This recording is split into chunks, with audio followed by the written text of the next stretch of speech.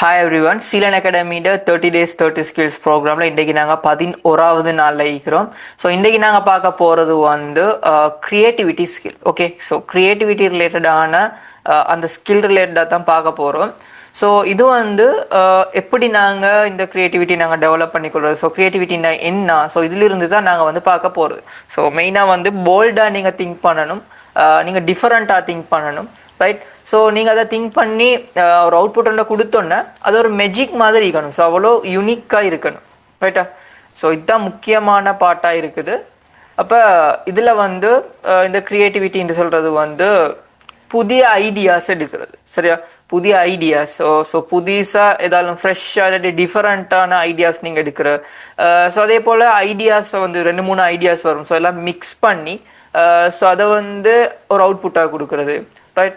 ஏதோ ஒரு ப்ராப்ளமோடுக்கான சொல்யூஷனை க்ரியேட்டிவான ஸ்மார்ட் வேஸில் வந்து நாங்கள் ஃபிக்ஸ் பண்ணுறது. ஸோ க்ரியேட்டிவிட்டின்னு சொல்கிறது வந்து எங்களோட இமேஜினேஷனோட சம்மந்தப்பட்ட ஒரு விஷயம், புதிய ஒரு விஷயமாக இருக்கும். ஸோ இது தான் ஜஸ்ட் சிம்பிளான ஒரு ஐடியா க்ரியேட்டிவிட்டி ரிலேட்டடாக, ஓகேவா? ஸோ இந்த க்ரியேட்டிவிட்டின்றது வந்து உங்கள்கிட்ட இருந்தான்னு சொன்னால், நீங்கள் ஒர்க் பண்ணுறடமோ இல்லை நீங்கள் படிச்சுட்டு இருக்கிறீங்களோ, ஜஸ்ட் ஏதோ ஒரு ஒர்க் ஒன்று பண்ணிட்டீங்கன்னாலும் ஓகே.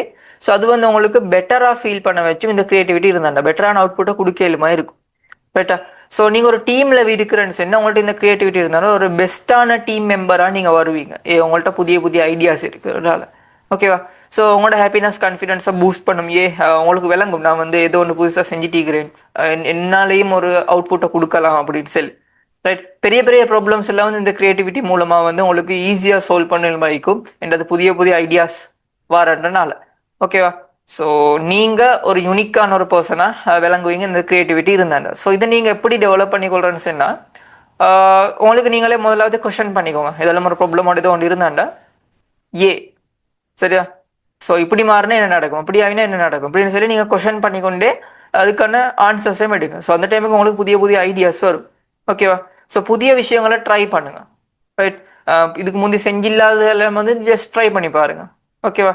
ஸோ எப்போவுமே நீங்கள் வந்து ஸ்ட்ரெஸ்ஸாக கொண்டு ஒரு ஒர்க் பண்ணுறேன்டா க்ரியேட்டிவிட்டி எப்போவுமே வராது. இது வந்து பொதுவாக இந்த டிசைனர்ஸ், வீடியோ எடிட்டர்ஸ் எல்லாம் நிற்கிறாங்க என்னென்னா, நிறைய வேலையை தலைவலி போட்டுக்கொண்டு ஸ்ட்ரெஸ்ஸாக கொண்டு ஒர்க் பண்ணணும் வைங்க, க்ரியேட்டிவான அவுட்புட் கொடுக்கல, ஓகே?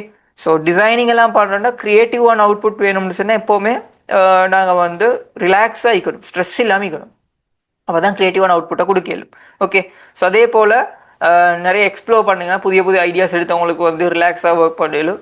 ஸோ ஐடியாஸை ஷேர் பண்ணுங்கள் மற்றவங்களோட, ஓகேவா? ஸோ மற்றவங்களோட நீங்கள் வந்து ஷேர் பண்ணுங்கள். ஸோ அவங்களோட ஐடியாஸை நீங்கள் எடுங்க, அப்போ தான் உங்களுக்கு வந்து புதிய ஐடியாஸ் வரும். ஸோ இன்றைக்கே நீங்கள் இந்த க்ரியேட்டிவிட்டியை ஸ்டார்ட் பண்ணுவங்களுக்கு வந்து ஜஸ்ட் எழுதுங்க, என்ன சில ஐடியாஸ் வந்தோன்னா அதை எழுதிக்கோங்க, ட்ரா பண்ணி பாருங்கள், ரைட்? புதிய புதிய விஷயங்களை ட்ரை பண்ணுங்கள், ஓகே? ஸோ அப்போ தான் உங்களுக்கு ஏதோ சம்திங் உங்களுக்கு பில்ட் ஆகிற மாதிரி ஒரு ஃபீல் ஒன்று வரும் உங்களுக்குள்ளுக்கு, ரைட்? ஸோ நாங்கள் நெக்ஸ்ட் ஸ்கில் ரிலேட்டடாக அடுத்த கிளாஸில் பார்ப்போம். தேங்க்யூ.